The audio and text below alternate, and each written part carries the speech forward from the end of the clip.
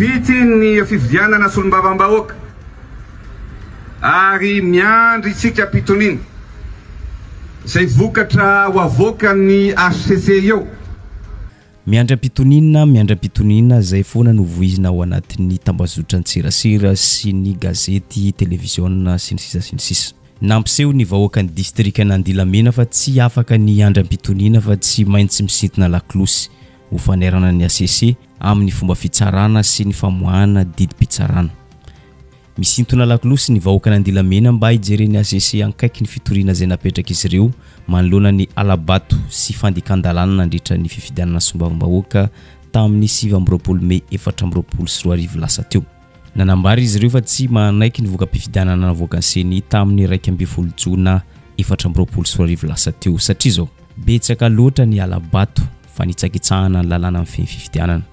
Ohatra, ny chef district no nanao propagande ny candidat Irmar tamin'ny district n'Andilamena. Tsy chef district ihany fa délégué ihany koa. Tao ihany koa ireo olo-mpanjakana maro hafa nanao propagande ny candidat Irmar. Fa ny tena loza amin'ity toedra raha ity dia zao.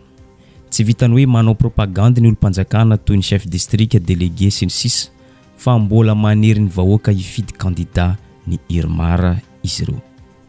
Ary nanany vahoaka n'Andilamena proof zany rehetra zany na antsary io na amin'ny horonan-tsary.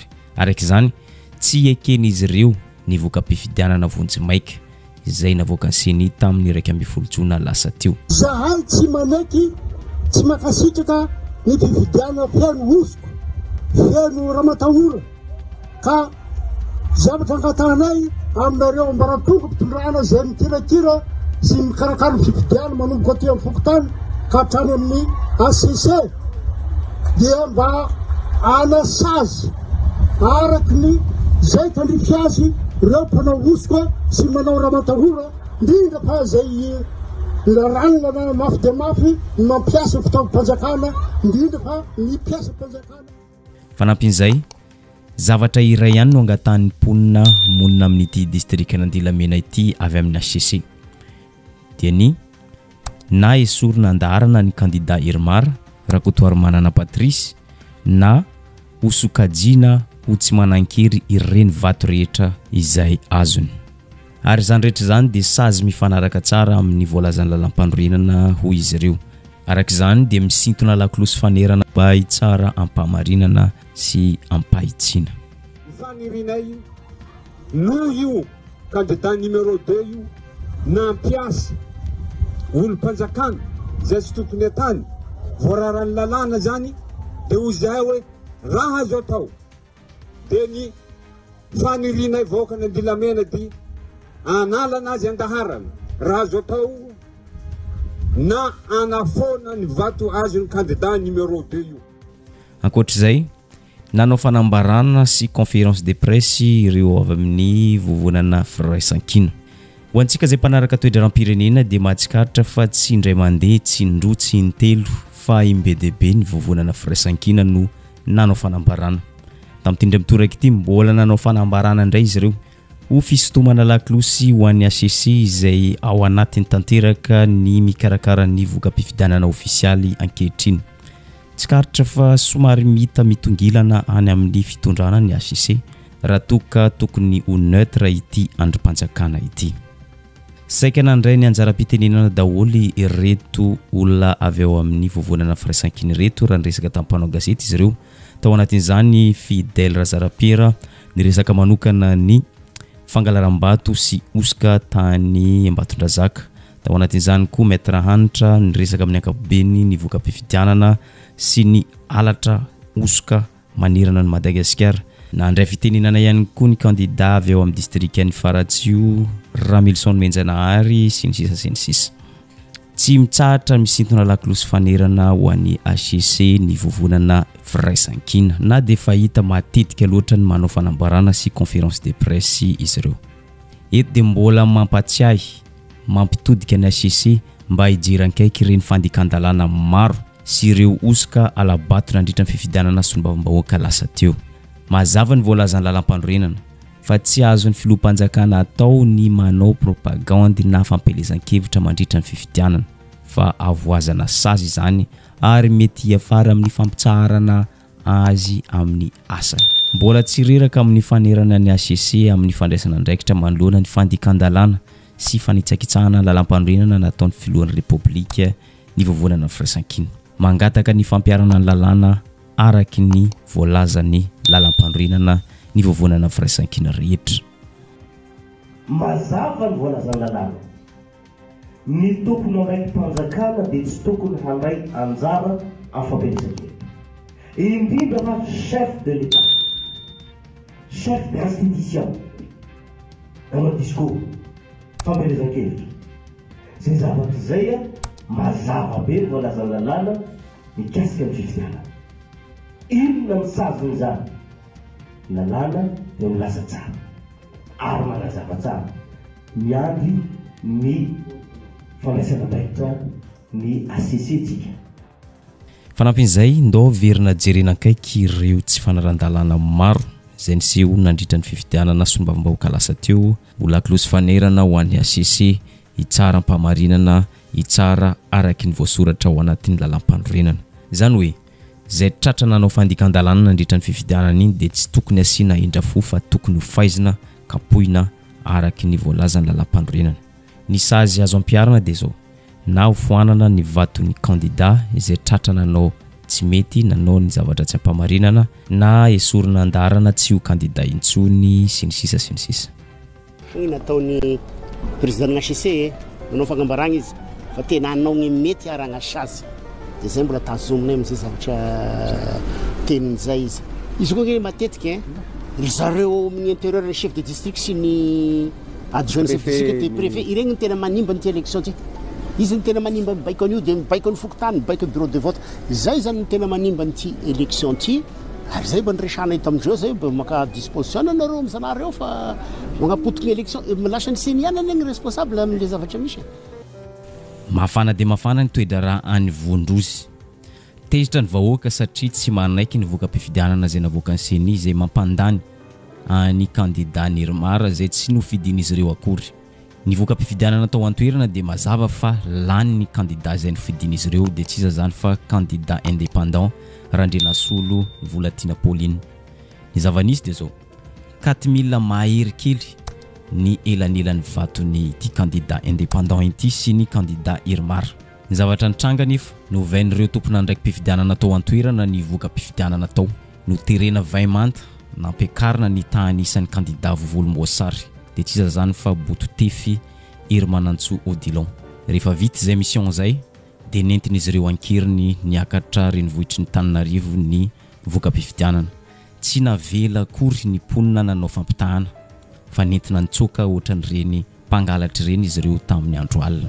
Dia rehefa natao anefa ny fifidiana nandresy tamin'ny Isambato ambony dia ambony i Madame Pauline eo amin'ny 700 gn'elangelam-bato. Ny mampalahelo anefa natao ny Isambato niova me farany novany zareo tao meseny dia omaly dia nampiandrasiny zahay hoe ho avoaka ny vokatry Vozomaiky nanomboka tamin'ny 20 zahay nandigny teo sisy.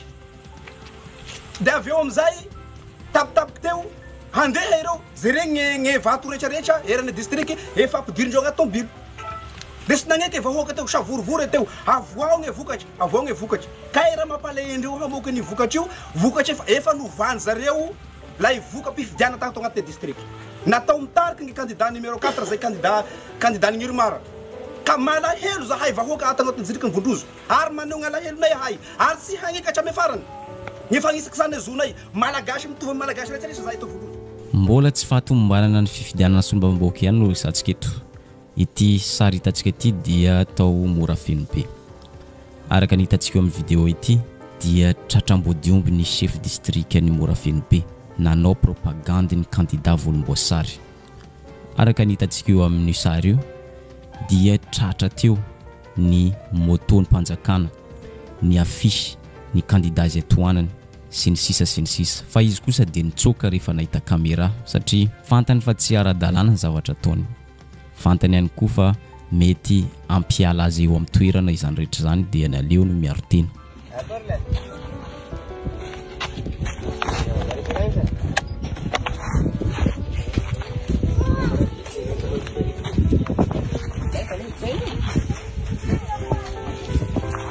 Elia, vão cá tudo no sistema de vão cá ficha. Vão sistema.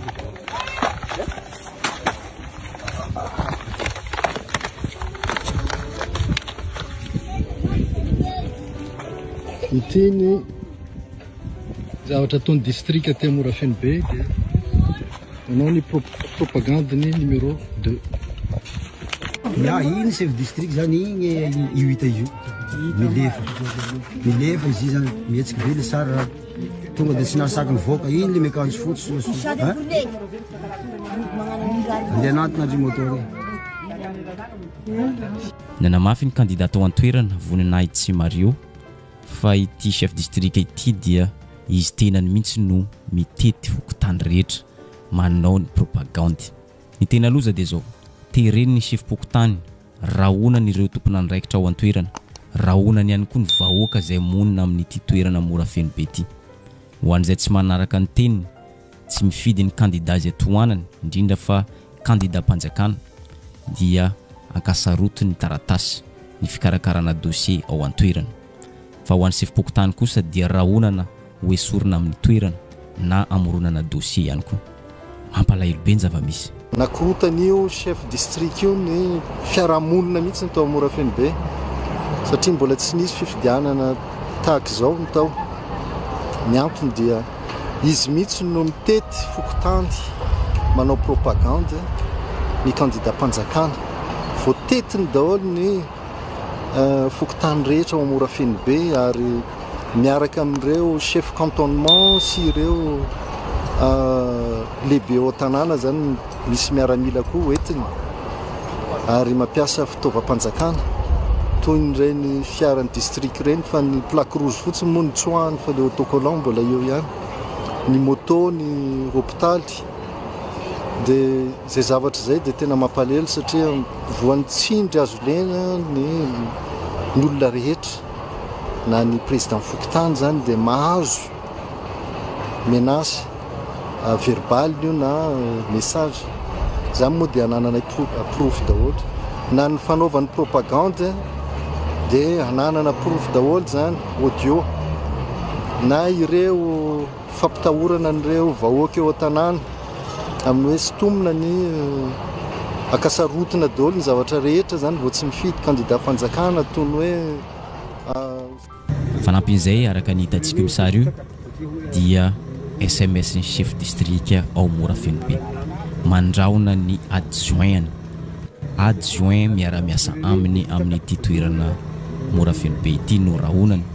Araka ny hitantsika amin'ny SMS io dia mazava raha ohatra ka enony na fantany fa miara-miasa amin'ny voninahitsy ny adjoint chef district dia hoesorina amin'ny asana avy hatrany. Fa nanomboka hoviana ny chef district afaka manao fanaparam-pahefana toy izao. Fa nahoana no avela manao izay tany ny kibony chef district. Sa hoe rehefa mpiaradia amin'ny fitondrana dia tsy azo atao ninina, tsy afaka saziana, tsy azo andresana fepetra.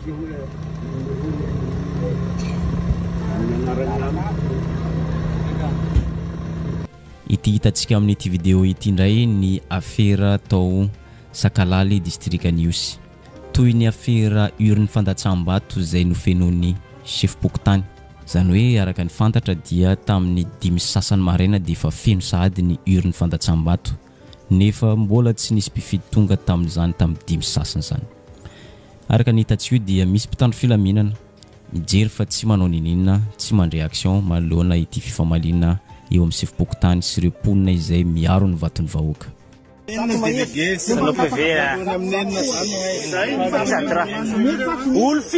Olo tety ve olo firy ve tety sy mba nahita olo raiky tamin'izy teo nandrasabaty tao olo raiky fosiny olo firy tety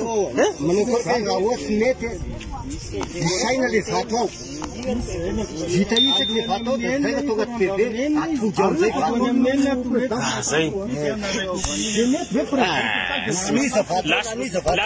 lasa zay zany mahatonga ny hoe ny fanjakana zany mandia ambany zany fa sy magnafy ny décision safidim-bahoaka zany sy ilaina zany fa safidin-dreo ao ny ilaina.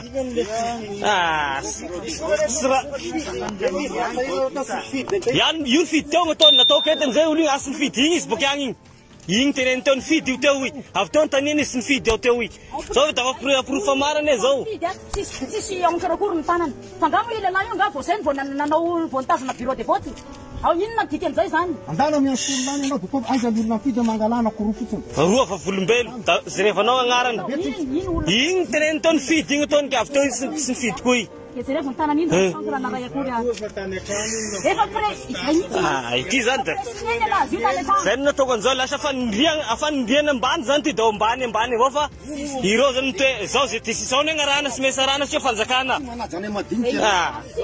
zay ataonareo zany de zay nitaterana zany zao ny raisinay zay ataonareo zay lalana ve lalana andreo amy dimy sany misy mifidy eo karaha tamin'ny anina nisy fifidianana teo de kenay zay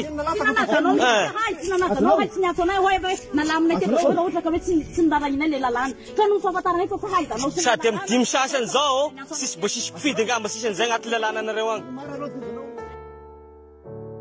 mbola zany resaka tsy fahalavorariana tamin'ny fidana sombambaoka zany dia nivoaka tamin'ny fahanginana izy ireo avy tao amin'ny boribory-tany fahatelo efa tsy rariny loatra ny magia ataony senisy ireo mpikarakara fidanana miara-miasa amin'izy ireo mahagaga fa tena magia mihitsy ny toejava-misy ankehitriny ohatra ny raisin'izy ireo dia zao fanovana chiffre toy ny hoe 43 asian'izy ireo 3 eo aloha dia lasa 343 36 asian'izy ireo 1 eo aloha dia lasa 136 25 ohatra lasa 425 tena hita mihitsy hoe tena lainga marivototra alatra be vava marivototra ka noho izany dia tsy maintsy tonga tena nitoerana nisy olo-tenany candidat tao amin'ny boribory-tany fahatelo izay nahitana avy tao amin'ny candidat Gasikara Fenso ny avy ao amin'ny kolektifany malagasy Papatsilavo ifeno rahalambomanana kosa nisy olo-tenan'izy ireo ny resaka tampanao gazety mety maro ny gaga hoe fanahoana ny Gasikara Fenso mbola lasa nidina ifotony tena amin'ny seni nefa dia candidat ny bata fandresena tamin'ity boribory-tany fahatelo ity ny antony dia zao tsy ilay mandresy no zava-dehibe fa ny fampanjakana ny fahamarinana tsy maintsy apetraka zany rehetra zany raha te handroso sy te hanana firenena vanona isika afatra ho aniry mara kosa mahaiza mipetraka rehefa tsy nofidiany vahoaka aza misoratena olanym-bahoaka rehefa tsy nofidiany vahoaka mahaiza mipetraka hoy ifenora lambomanana eto dia io anomaly io dia tena misy vato mihoatra telonjato anankiray ireo PV-tsika ireo misy ao anatin'ny PV-tsika io dia ho an'ny candidat ilay misy candidat tonga dia mahazo telonjato mihoatra raha ohatra hoe izy 343 le vato dia nampina 3 eo aloha dia lasa 343 misy koa anankiray izay ohatra hoe ohatra zao hoe 36 vaton'ilay candidat dia lasa nampiny 1 eo aloha dia lasa 136 dia misy koa anankiray hoe 40 dia nampiny 1 eo aloha dia lasa 140 reo dia io soavinandriny le faharoa le akazo mangandaharo tokony ho 43 izy dia nataony 343 zay tena reo PV anankitelo reo tsy taty amin'ny seni reo hidetektenay hoe misy anay fangalarana reo zany dia miandra ny seni zay moa nametraka fanontaniana tamin'ny seni zay hoe ahoana tokony ataonay dia valiteny seni hoe hitady izy tena ohatran'ny valiteny somary manahirana anay ihany zany hoe zay miteny hoe zay candidat reto dia manana an'ireo PV reo ka tsy afaka raisinareo ve zany fa tsy maintsy le hoe le anareo seni ihany no raisina dia teo moa zany dia misalasala valiteny izy mbola tsy nahazo valiny zay fa eto dia misarika ny mponina amin'ny boribory-tany fahatelo misitona sainy vahoaka amin'ny boribory-tany fahatelo aoko tsy ty joro hiady amin'ny fahamarinana tia mandresy ahako fa tsy ilay mandresy ny zava-dehibe fa ilay fangalarana mihitsy mitsekenay ary izany mahatonga ny solo-tenana candidat eto amin'ny seni miaraka amin'ny joro amin'ny tenanay ilay fomba fanaovana politika ilay mamilivilany safidy-mbahoaka ohatr'izao any mbola hijoroanay hatramin'izao hoe tsy ny mandresy ny zava-dehibe fa ny fahamarinana oka ny fahamarinana no hivoaka rehefa tsy lany ray tompoko dia mahaiza mipetraka tsy lany eto ampamaranana dia zao raha ho tany isaintsika daholo ireo lesoka sy ireo tsy fahatomombanana izay nisy tamin'ity fifidianana sombambaoka ity dia ho tramaraina eto atsika fa tsy ho tapitra fa ireny ihany no teboka vitsivitsy izay aseho atsika androany